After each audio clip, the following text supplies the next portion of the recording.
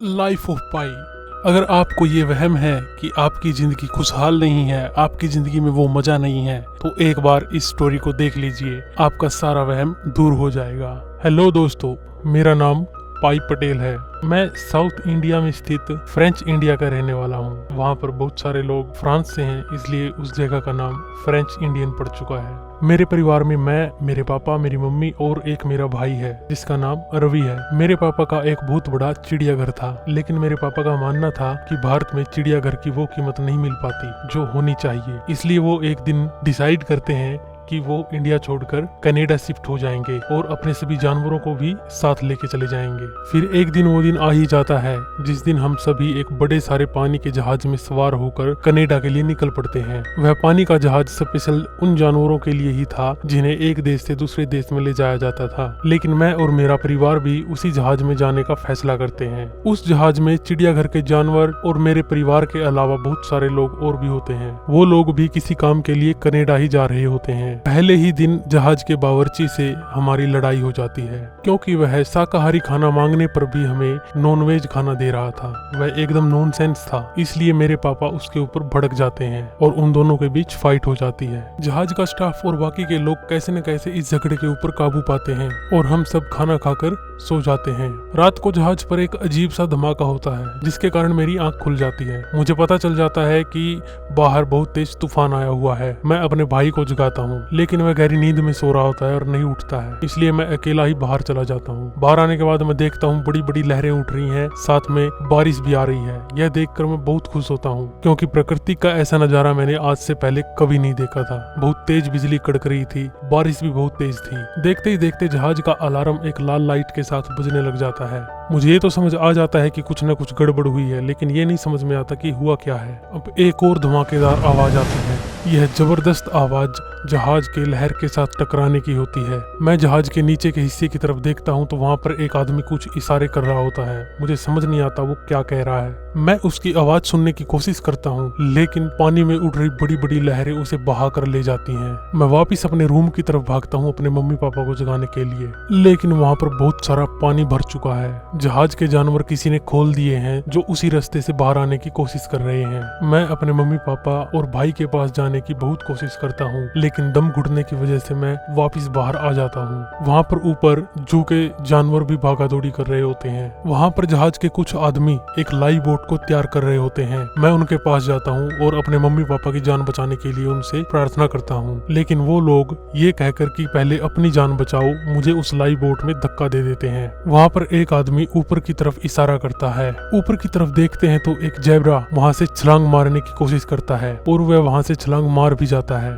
वह सीधा आकर हमारी उस बोट के अंदर गिर जाता है, जिसके कारण बोट में खड़ा एक आदमी जो बोट की रस्सी पकड़े हुए था वह पानी में गिर जाता है और हमारी बोट भी सीधा जाकर पानी में गिर जाती है। अब उस बोट में मैं और एक ज़ेब्रा है। मुश्किल से मैं उस बोट में टिक पा रहा हूँ। जिस ज़ेब्रा ने ऊपर से छलांग लगा दी थी उसकी एक टांग टूट चुकी है। समुद्र की तेज लहरें हमें अपने जहाज से काफी दूर ले जाती हैं। मैं मुश्किल से अपनी नाव पर काबू पाता हूँ। वह जहाज जिसमें हमारे सभी जानवर और मेरा परिवार था वह धीरे धीरे पानी में डूब रहा होता है। वहाँ पानी में मुझे कोई दिखता है जो हमारी नाव की तरफ आने की कोशिश कर रहा होता है। मैं उसकी मदद करने के लिए नाव में पड़ी एक सेफ्टी ट्यूब उठाकर उसकी तरफ फेंक देता हूँ। वह उस ट्यूब को पकड़ लेता है। मैं अब उसे खींचने की कोशिश करता हूँ। कैसे भी करके मैं उसे अपनी नाव के पास ले आता हूँ। जैसे ही मैं उसे अपनी नाव में चढ़ाने की कोशिश करता हूँ, मैं देखता हूँ वह तो हमारे जू का एक टाइगर है। उसका नाम रिचर्ड पार्कर है। मैं इस खूंखार जानवर को अपनी बोट में चढ़ने नहीं दे सकता और मैं उसे वहाँ से भगाने की कोशिश करता हूँ, लेकिन तेज लहरों के कारण मैं ऐसा नहीं कर पाता। वहीं वह टाइगर इन्हीं तेज लहरों के सहारे उस बोट में चढ़ जाता है। मैं डर के मारे पानी में छलांग लगा देता हूँ और देखता हूँ एक बड़ी सारी लहर मेरे ऊपर गिरने वाली है। उससे बचने के लिए मैं समुद्र के नीचे चला जाता हूँ। वहाँ समुद्र के अंदर से ही मैं देखता हूँ कि हमारा जहाज पूरी तरह डूब चुका है। वह धीरे धीरे समुद्र तल की तरफ जा रहा है। शायद मेरे मम्मी पापा और मेरा भाई अभी भी उस जहाज के अंदर ही हैं। शायद वो अब तक मर भी गए हो। यह सोचता हुआ मैं वापस बाहर आने की कोशिश करता हूँ। मुझे दिखाई देता है कि यहाँ पर अब शार्क आ चुकी हैं जो जहाज में से गिरे हुए जानवरों को खा रही हैं। मैं बड़ी मुश्किल से पानी की सतह पर जाता हूँ और लहरों से लड़ता हुआ मुश्किल से अपनी बोट पर चढ़ जाता हूँ। वह टाइगर जो नाव में चढ़ गया था वह भी नाव से नीचे गिर चुका है। शायद शार्क मछलियों ने उसे खा भी लिया हो। मैं आखिरी बार अपनी मम्मी, अपने पापा और अपने भाई को पुकारता हूँ और उनसे सॉरी बोलता हूँ। समुद्र में डूबा हुआ जहाज तो मुझे नहीं दिखाई दे रहा है, लेकिन उसकी जलती हुई लाइट मैं अभी भी देख पा रहा हूँ। वह बहुत नीचे जा चुका है। सुबह हो जाती है। तूफान शांत हो गया था, लेकिन पानी में तेज लहरें अभी भी थी। नाव में काफी पानी भर चुका है। मैं एक बाल्टी की मदद से नाव के पानी को निकालता हूँ। तभी नाव में से एक हाइना निकलता है। मैं अपने बचाव के लिए नाव पे पड़ा चप्पू उठा लेता हूँ। वह हाइना मेरे ऊपर अटैक करने की कोशिश करता है, लेकिन चप्पू की मदद से मैं बच जाता हूँ। बोट बहुत तेजी से हिल रही होती है, इसलिए वह हाइना मेरे पास नहीं आ पाता। तभी समुद्र में कहीं से एक आवाज आती है। यह आवाज एक चिंपैंजी बंदर की होती है, जिसका नाम ऑरेंज जूस है। मैं उसे देखकर बहुत खुश हो जाता हूँ, क्योंकि चिड़ियाघर में मेरा सबसे अच्छा फ्रेंड वही था। मैं आवाज देकर उसको अपने पास बुलाता हूँ। ऑरेंज जूस का एक बेटा था, वह समुद्र में डूब चुका है, इसलिए वह बहुत उदास है। मैं वहाँ पर जोर जोर से चिल्लाना शुरू कर देता हूँ, क्योंकि अगर समुद्र में कोई और भी है तो वह मेरी आवाज सुनकर मेरे पास आ जाए। मेरी इस कोशिश से कोई और तो नहीं, लेकिन वह हाइना वापिस बाहर निकल आता है और फिर दोबारा से मेरे ऊपर अटैक करता है। लेकिन वह हाइना खुद भी बहुत घबराया हुआ है।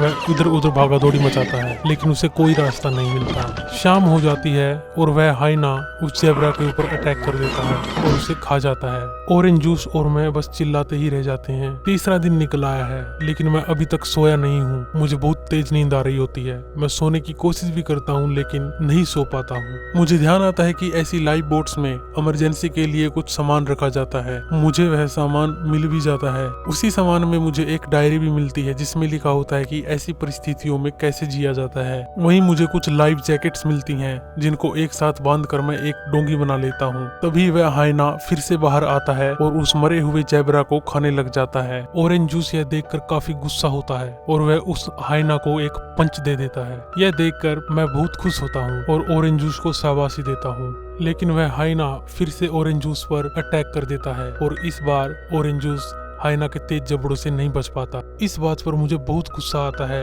मैं उस हाइना को मारने के लिए चाकू निकाल लेता हूँ। तभी अचानक उस टैंक के नीचे से वही टाइगर निकल के आता है और उस हाइना को मार देता है। दरअसल जहाज पर सवार सभी जानवरों को एक ड्रग दिया गया था, जिससे कि वह आराम से सो जाएं और जहाज में उल्टियां न करें। धीरे धीरे उस ड्रग का नशा इन जानवरों के ऊपर से उतर रहा था। वह टाइगर मेरे ऊपर अटैक करने की सोचता है। उस टाइगर के पंजे नाव पर लगे टेंट में फंस रहे होते हैं। वह उस टेंट पर नहीं चढ़ सकता। सही मौका देखकर मैं समुद्र में कूद जाता हूँ और अपनी बनाई हुई डोंगी पर चढ़ जाता हूँ। अगली सुबह जब वह टाइगर सो रहा होता है, सही मौका देखकर मैं उस नाव में चढ़ जाता हूँ। नाव में मुझे पानी के कैंस और खाने के लिए कुछ बिस्किट मिलते हैं। नाव में हम सब के अलावा एक जानवर और था, वह एक चूहा था।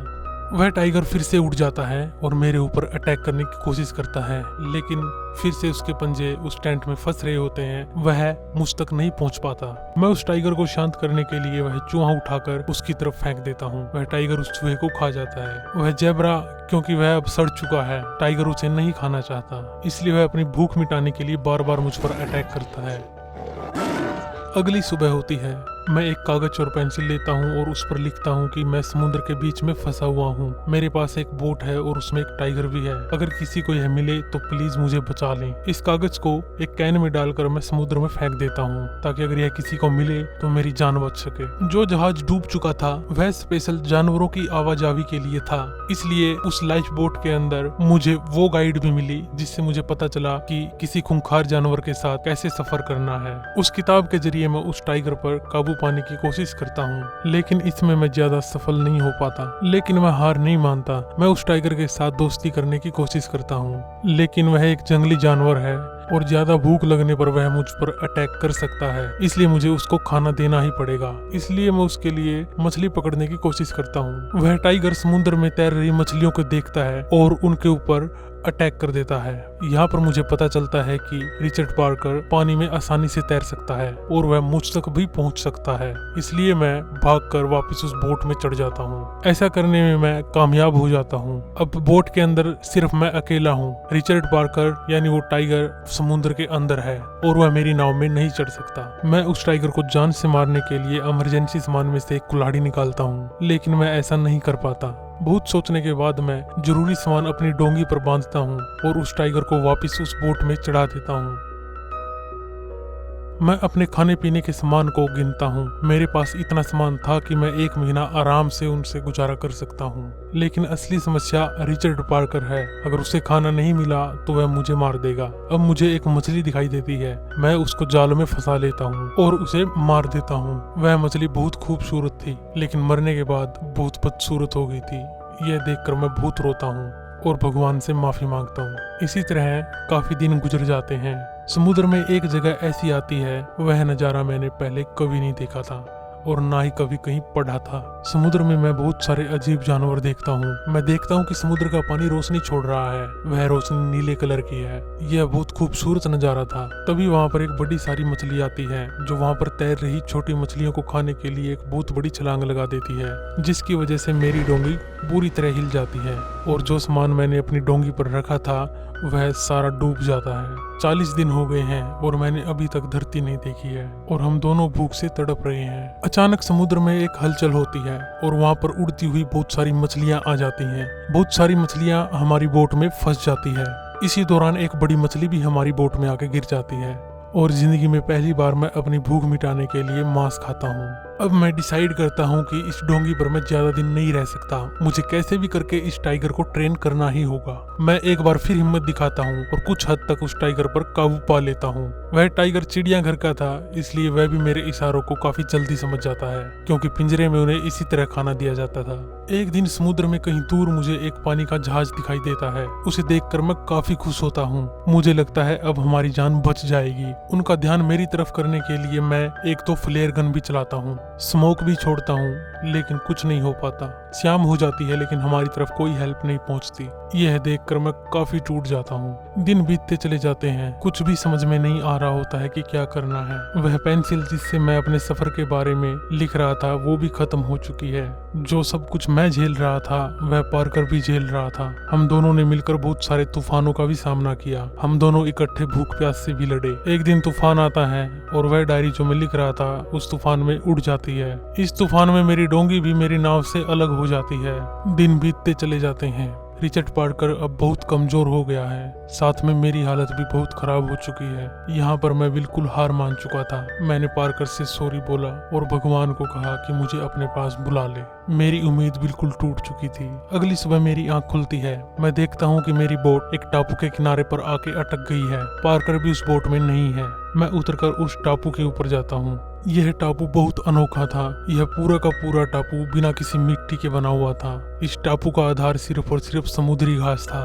मैंने उस टापू का घास खाया।